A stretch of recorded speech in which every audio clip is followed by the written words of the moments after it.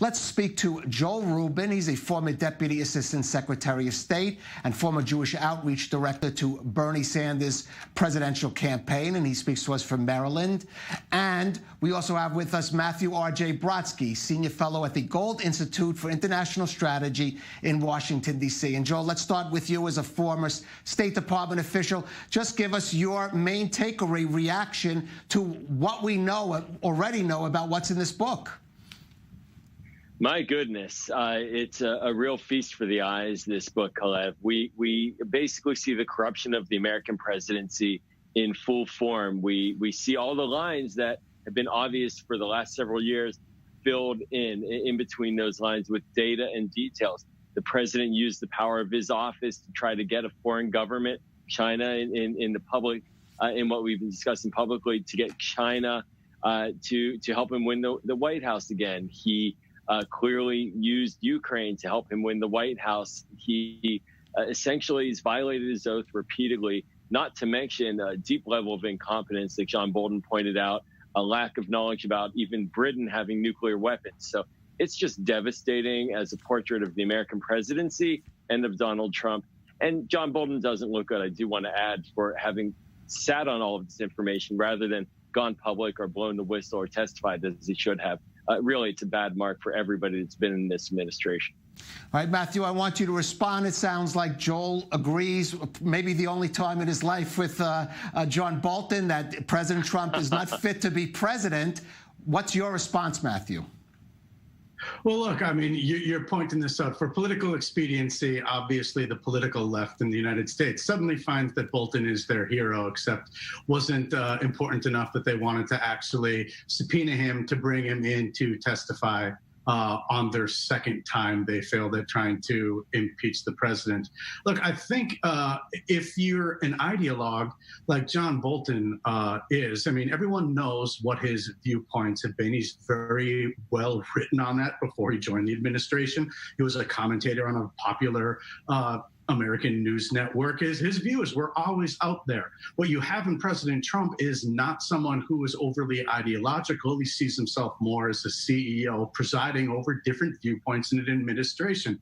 And so John Bolton, frankly, I think at this point, even though we do, if you're me at least, you thank him for everything he's done over Iran and can agree with him on a lot of the policy choices he made, but he clearly sees himself as being at the end of his career, and this is the best payday he can possibly get. It's certainly going to be one of the best-selling books ever on the New York Times list, and he'll make a lot of money, and this is what he's trying to do. It's an unfortunate timing. I don't think it puts the country first, but I mean, that's how I see it. Well, let's get a little to the substance. Or Joel, do you agree with Matthew? This is just the difference between an ideologue on one side and someone who sees himself as a CEO-type president on the other.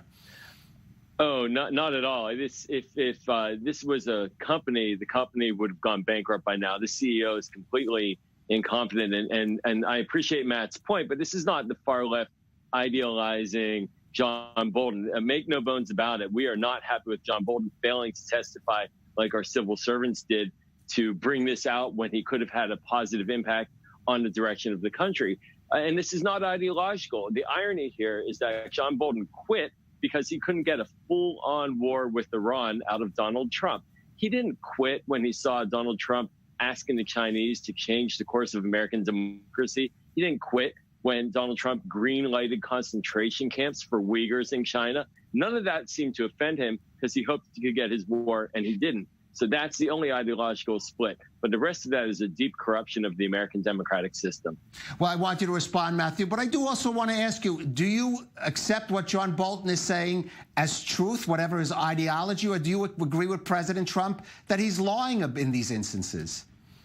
Look, on the whole business with China, this is, first of all, hearsay from Bolton, and it's been denied quite strenuously by those who are actually there in these meetings in question. And it's, again, in much the same way the left is now going to embrace Bolton. The idea that this is the party, of course, that if you were to say the Wuhan virus or the China virus, would just lose their minds completely. So the idea that they're the party that's stronger on China when we've seen actual evidence of what there's no strength coming out of the White House on China, and it's also Biden's own words, who of course recently had said that China's not the issue. So I think on each of the issues, what you see primarily is John Bolton wanting to have a far more hawkish policy, and that's something that Trump was not always okay with. I've worked with a lot of the people in the National Security Council for the Trump administration. I know what the inner tug of war were